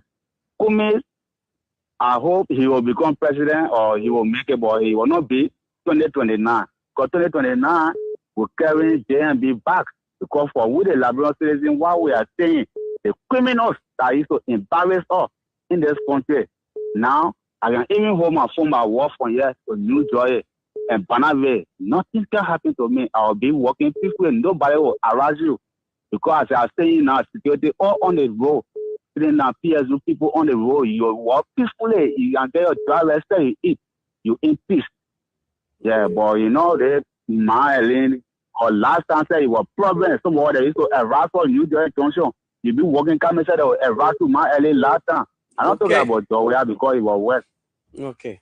So I love the topic on the discussion, yeah? Okay. Thank you. Thank you so much. Thank you. Good morning. Hello. Good morning. Yeah, good morning. Your name and where you call from? Yeah, this is Udo Huskins. I call from somewhere around the POA Broadville. Okay. Let's hear you, my brother. Yeah, thank you for the discussion. But I'm a little bit baffled about discussion about the lady still saying that the arrest agenda has failed. I think that's a delusion to me. Okay. Because if the arrest agenda has failed, you talk about education. The president is building 100 schools in counties. And that is an improvement in education. You also talk about agriculture. Agriculture also have a plan, a framework right now in our country that is working to make Liberia sustainable in rice production. You talk about tourists. Let me finish. Agriculture, you say what? We had a grand framework and a strategy that is personally in place to make Liberia sustainable. That plan will work in the next 3 years. Then let me tell you about the tourists. The tourists are, I think, it's the very first time that we have 2 tourist cruise ships that have entered Liberia. The past weekend, we had a cruise ship with 260 persons who came to tour Liberia from different European countries. Previously, it was in November when we had the first cruise ship, where the people when the cruise ship landed, and it came with roughly about 50 crew members. This time around, it's 260. But you just say the tourist sector is not working. I don't understand. Maybe you talk about Derek to Central Street. Derek to Central Street can be removed, but not saying the arrest agenda is not working. I disagree 100% with that. Even the roads, you see the road have been created from all the way to the loom, back all the way to Beaumont Bridge. You know that. And you say arrest agenda is not working. Being unfair to the discussion. Okay, thank you. Thank you for your point, brother. 0777 959 959. Good morning. Yeah, good morning. Morning. Your name and where you join from? My name is Terrence. I join you from SKT Community. Pinso. Let's hear you, Terrence. All right. I want to say, I heard in the first color, and that's the color that come from on just now. My brother, they get certain people don't know what they want. They get plenty of people, they don't know what they want, they don't know what they like. I know. The first color talking when you go Panavia, no criminal, you know how many criminal oil around? You know how many criminal oil around? You don't have no job for other people than people who gone before in here, from that. You know how many baba things going on in the government? You know how many that they are not helping us? The youth. I'm a potential man. I'm a 31-year-old man, my brother. I did wedding, I did electricity, no job. I was having my own era that I paid doing small welding job there. At the end of the day, they put it one at it. People breaking people era down, giving them cheeky around, calling like burning people doors. I know what other people are saying. If you're Sunday, you see the truth, now you want to talk it.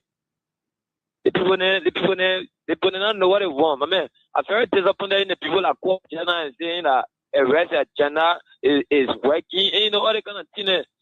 Nigga shit for that said.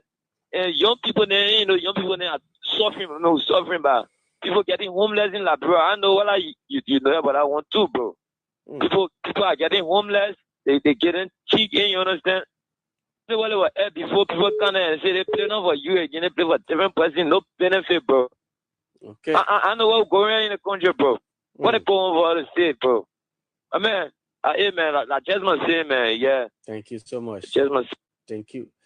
0777 959 959 0777 959 959. Good morning. Yeah, good morning. This is Asik. We are calling from District 14. Let's say you, Asik. Yeah, my color I just moved from there on Isha. The two people that move on, they're not really following. People are giving the plastic their money now, like 2 and 3 talking. Nothing going on in the country that we see said to see coming with Georgia government. They coming 2029. That is not coming Kevin. I always say that when you eat cassava, you change the soup and eat bamboto. Thank you, Isaac. Thank you, Mr. Uya. Yes, this is LIB Future TV. We can review here on 95.9 Kia Radio. Good morning. Good morning. Your name and where you call from? I call you from Chikitu a point our palace, Comendo. Son of Joseph Parker. Okay, son of Joseph Parker, let's hear you. Yeah. You are discussing what is coming a contribution in the country. Did you money they can open a company that will cost $5 million. Hello. To help like people. Can I ask you, did you actually follow the conversation? Yeah.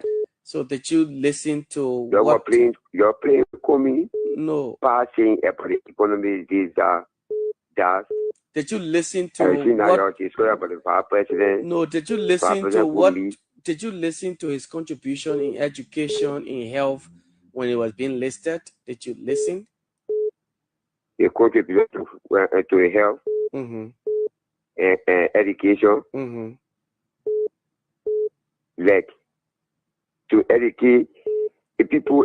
Everybody can do that same thing. Come on, people that educated people. So isn't that a contribution? So isn't that a contribution? Isn't that something? What did his father Joseph Parker do? Just 35 million. Brother. Our laboratory don't want to help us. Let me tell you, my brother, that would be the CEO team. That would be the CEO team. So what was Mr. President Parker's contribution before becoming president?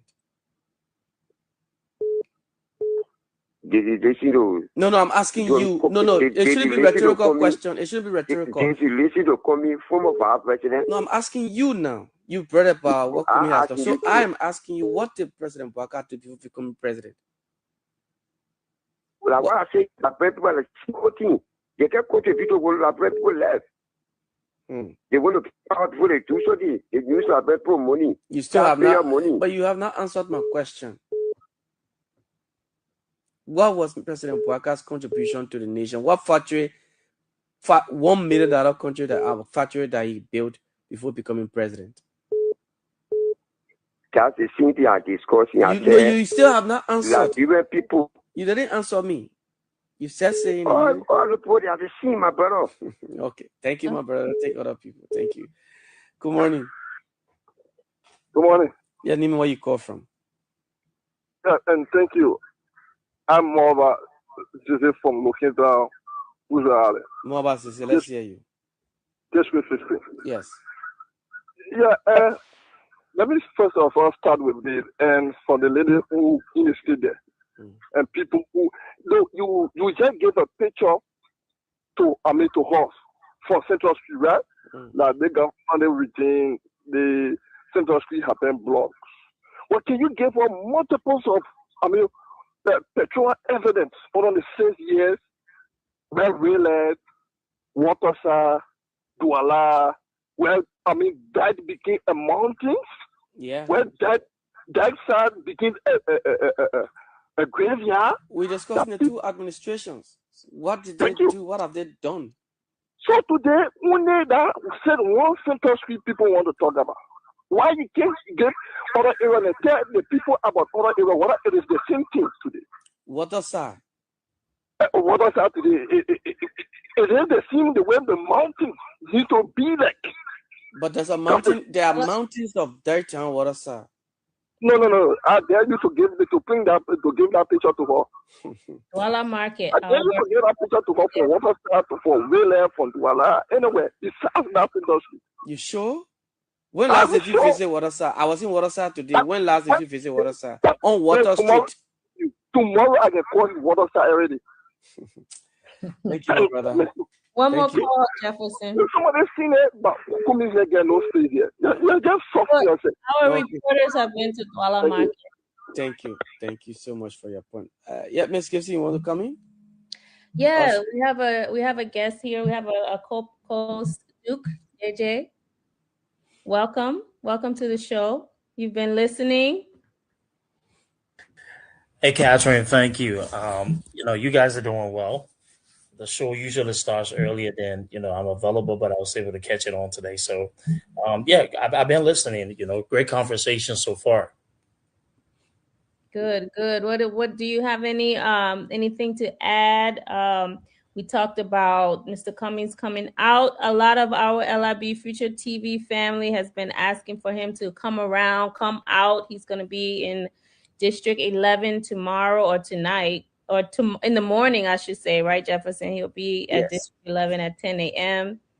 And we talked about his job creation. We talked about the women, Madam Salif and Mrs. Cummings coming out today. Anything touch you today? Well, brilliant job, Mr. Cummings. The grassroots where the focus needs to be. So I'm glad that he's getting out there to interact with his people. More of those, will be able to give him the kind of reach that he needs to have. So I'm happy that's happening. I've been paying attention to a lot that's happening. Let me say this. Mrs. Cummings is fiery. I had a chance to do an interview a couple years ago, right before the election, and she was brilliant. She's masterful. She's that secret weapon that we have in our arsenal. And I hope she's out there, frequently talking on these national issues as well, because she's very intelligent, very, very knowledgeable as well. But yeah, the essence of that response was not because she wanted to quickly react, or respond to someone who she felt was, attacking her spouse. It was about, witnessing this a pattern of dishonesty that has actually, corrupted our society. It has become a norm wherein people say things without facts, right? And they expect everybody to believe it. So she was very, intelligent and precise on her responses, and I'm glad she came out. Look, you may mention something about the economy. We have been saying this for a long time, that the reason why we support Mr. Cummings is because he brings that newness that not only about politics need, but what the economy needs. This is a pattern with the system for more than 40 plus years. This system has struggled with building, a vibrant economy. And it's not taking shots at anyone, but it's evident. If you look at the economic numbers for the past couple of years, let's say we try maybe the past 12 and then add 4 years or 6 years we are there, and then, 18 years or so, you will see that there's something telling about the state of Liberia's economy. It has not moved because we have been accustomed to using this form of stability economics through the IMF, right? And a lot of the people that they've used at the finance ministry, going back to the likes of Amara Conan, and then you have Samuel Twe, and now you had the Boycott for Finance guy before, and then Gafuan. Those are students of a system that teaches reliance on, right, other people putting in models and then pushing that agenda. So there's nothing creative that they've done. And it's pretty simple. I think Mr. Cummings addressed it during his response to the State of the Nation address. Liberia is at a standstill wherein there's this heavy reliance on the IMF, and there's not much value creation that's being done internally. And people forgetting that the IMF goal is just to keep things at a certain level so that the economic crisis from Liberia or other countries don't spill to other nations. So they're doing the bare minimum. How you get out of that particular limitation is by being creative, by creating value in your internal sectors, right? That's going to be able to offset the limitations you have and to provide the kind of growth. And I think that's where the system struggles and why we need this shift, because it takes someone with that vision who understands what they're doing, the practicality, the ability to adapt, and the right economic measures to stay competitive, to be able to broaden our economy, to grow the budget. We need money to make sure that we're building a vibrant private sector. And I think that's where the challenge is. So hopefully, these are the conversations that we need to have more with our people, and we're out there in the communities educating them. But, I'm excited about, the responses that we've gotten, especially Mr. Cummings in studio. He needs to do more of those. And because the Liberian people need someone who can be that face and give them the level of assurance that they need. So those are the things that I've been paying attention to. And I'm really excited that we have an opportunity to be able to differentiate now, since we've had this pattern of system versus this shift in policy that we need. Yeah, we listen to the callers. And there was a caller who said, I can walk down the street and nobody jerk my phone, so I'm happy with that. But most people, they're not happy with that. We need more. We need jobs. Our graduates who are graduating from school need jobs. We don't need LEC cutting off on us every 5 minutes. We need more than just that one thing that you pointed to. Somebody else said, "Oh, the market in Douala market is not. It's a little bit cleaner than it was before." That is not enough. You know, Mr. Cummings talk about low standards. No, that is a mess. Center Street is a mess, and we don't want that. We don't want that kind of country. We want jobs. We want people to get a living wage, $300 to $400 a month. You know, this is we want housing. What he's talking about, building housing, having a real tourism sector. I don't know what this man's talking about. Cruise ship with 50 people and 250 people. What kind of jobs is that bringing in? We're talking about real tourism through the airports, through the ports, you know, coming through the border even. No, that's the kind of tourism. We want to make hundreds of thousands of jobs, not just 250 people or 50 people coming in. And this where the disconnect is, right? I think our people have been used to the bare minimum for a long time. But you know, my response to that a lot of times is that let's just remove politics and let's be objective for a second, right? If people are honest with themselves, just be honest. Like, do you think that you've really seen massive progress in Liberia over the past 18 years? And that would mean that, do you think as it stands right now, you have the level of jobs, the level of opportunities, and can you be confident enough to say that, you know, Liberia is really thriving economically? Truthfully speaking, no.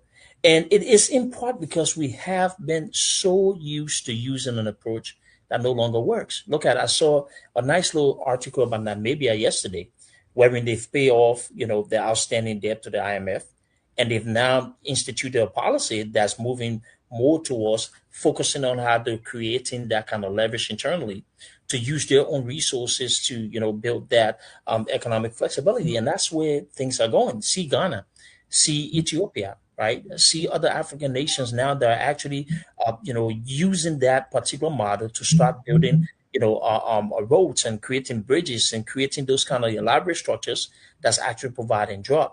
So structural finance, the more diverse kind of finance, that kind of diversity in the economy helps, right? And that's what we're lacking. And I like to use the, you know, places like NASCORP. If NASCORP is done properly, it can be one of those key revenue area for not only government, for the country.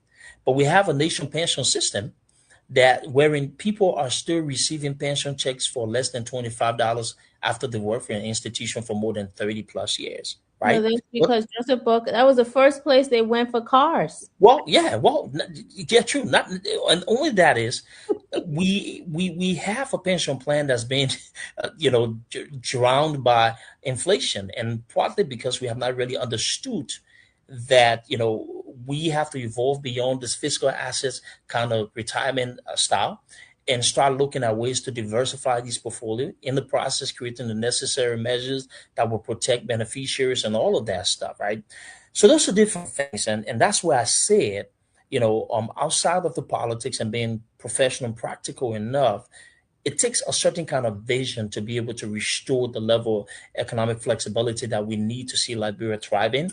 Until then, we'll just have people who are saying the bare minimum and think that it's okay, and it's absolutely not. Yeah, you know, we want more for the country. We deserve more. Your children deserve better than what these people are saying. You know, oh, I can walk down the street and nobody will check my phone. Well, that's not even true. That is not even true. But that we need a better system, better life.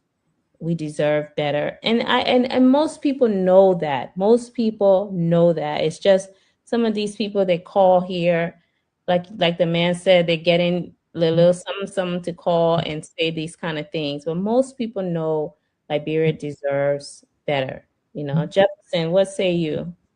Oh, obviously, and you know, the that, like I said, right? So you always have these color brigades to come in. The man talked about Bannerville Junction. You can walk there freely. What about Broadview, where I live?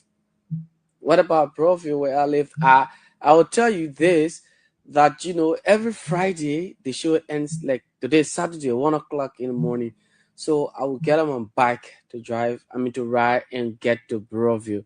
But I have been advised that it is risky because there are criminals that will be telling me, because it's a bike, they will tell me. And just the Simple Bridge there in District 16, the bridge that links Broadview to the Bourgeois Island, there are always criminals on that bridge, especially certain part of the night between 2-3 a.m. And then Redhill Junction, where you have the overpass bridge there to go to the conference center, they're always under there as well. There are people who have been robbed several times, or because you feel nobody have robbed you in Broadview, I mean in Bannersville, so you feel that you believe now that the entire country or the entire city right here, nobody. But I tell you, it is 1 o'clock. I mean, it's almost 1 a.m. now. Let him just walk from that Bannerville to say you want to walk through and come to Freeport with his phone, and then he will tell the difference tomorrow morning. Right. And then the other one said, why didn't Cummins spend $5 million? Yes. Imagine the comparison. I know about Joseph Buckeye. He couldn't name one thing. Well, but you see, this is I'm happy that these things are being stated, because it makes it so easy to actually compare and contrast and to just nail it where it is. How did we develop this expectation that one man is supposed to shoulder the responsibility of an entire country? Yeah. Why is it that we're so concerned about what one man's network can do to create jobs, but we're not as focused on how the people we elected to serve us are using the country money to create jobs? That's not normal.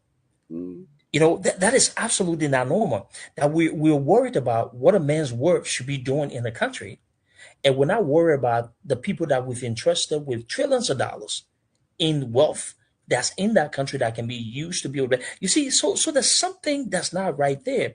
And it's not the responsibility of a private citizen to, be able to shoulder the responsibility of the government. Number one. Number two, jobs, look, I love this opportunity. Let me just educate people.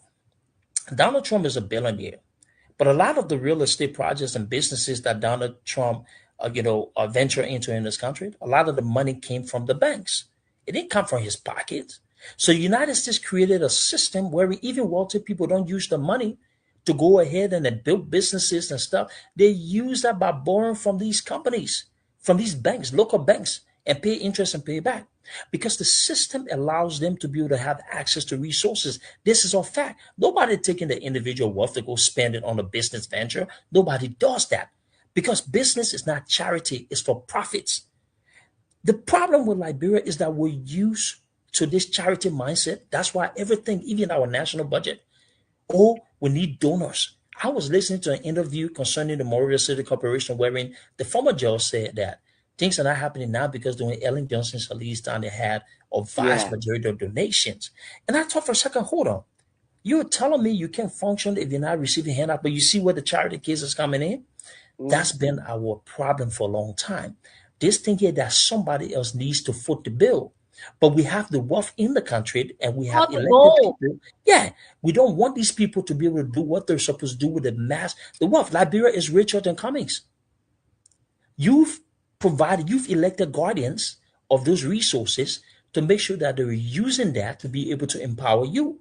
And so if those people are not doing the job, why is it you're looking? So I think people are just looking for something to say because they have nothing else to critique. They're in the moment now where they need to perform and they're not doing what they need to do. So we need to find another pivot point to say that, okay, why he didn't do this or why he didn't know what news flash. He doesn't own Liberia. It's not his responsibility. He's taking this initiative to change his country because he believes that the vision that he has, if that can be used to manage the resources of the country, everybody will be able to experience that shit. And that's a common example there. So I don't really feed into that. It just exposes the limitations in a certain conversation. But I think that this is why we need to start educating people a lot. Liberia is not one man's responsibility. We have voted for guardians of our resources. By the way, there are much more than the people who we think that are wealthy.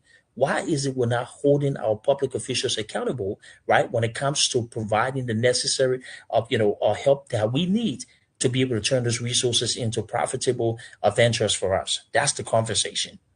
Well, thank you so much. We are out of time, but just want to close by saying we have about 900 days to 2029. So get ready. Start looking into what business you're going to open. We talked about Liberianization policy. Help Mr. Cummings to become president so you can own your own business. You can get your microloans. You get your license. Start working. Start providing for your family, housing, electricity. That's what we're looking forward to in the next government. So thank you again, LIB Future TV family. As always, I will see you next Friday. Duke, go ahead, please. Thank you. Appreciate it. I got on late, but this was a great opportunity. Hopefully I'll hop on next Friday for us to have a conversation. But we're not here to be confrontational with nobody, but we know that we stand on the right side of history because what we have now are sample size of what the system has done for the past 40 plus years. And the truthfulness in us tells us that the system has not been functional enough to put the Liberian people in our society to where it needs to be a productive society. And this is not politics. These are factual. We have the numbers to back it, and we have the economy to show. So for us, this conversation is about shifting, our economic policies, bringing in vision. And this is where Mr. Cummings present that a newness in our Liberian politics. So appreciate it. And hopefully we can continue to have this conversation moving forward.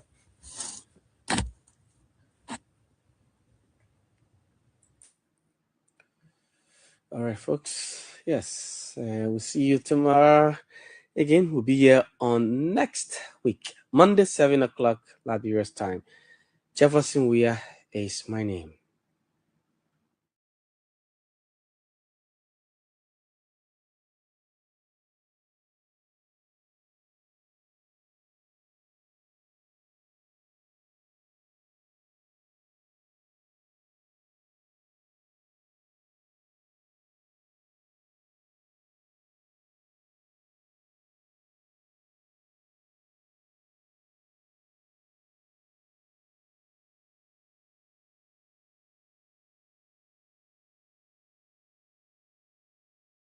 LIB, stand up.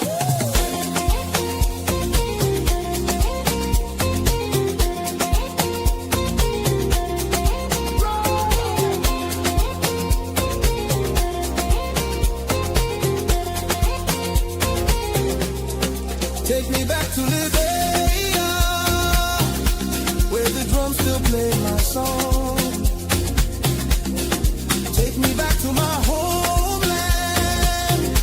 It's the place where I